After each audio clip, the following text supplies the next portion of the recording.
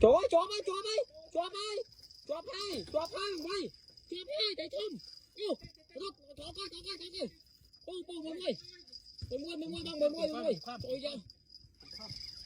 mà mang con đo cái đó, không biết nơi mình, trời, trời mua chơi đâu,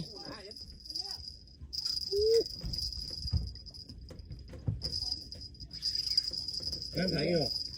tao toàn đằng này, thôi bằng, bài một miền đây là vậy á, âm như này vậy, âm miền vậy, chầm vô hai dòng vậy và là chầm vô hai dòng vậy. thầy tên, không phải biết cho có tập đoàn, dầm dính này, hai người vô đây luôn phải mấy chứ, nhìn bàn đi,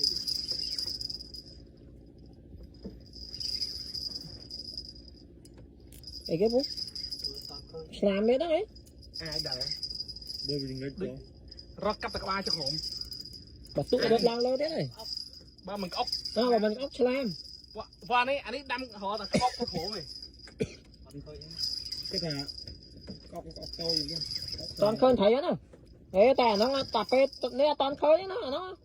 ồ ốc, khơi nó, ốc khơi đầm nó nè, nó là cái này vậy, nụ, nè, thấy coi vậy nụ, ốc, trời ơi, có cái cài bên đây, đâu, hồi đâu, trời cài, mơ chọp bớt lăng hết, không bớt, ô chọp cái này, lớn nó chọp cái này, lớn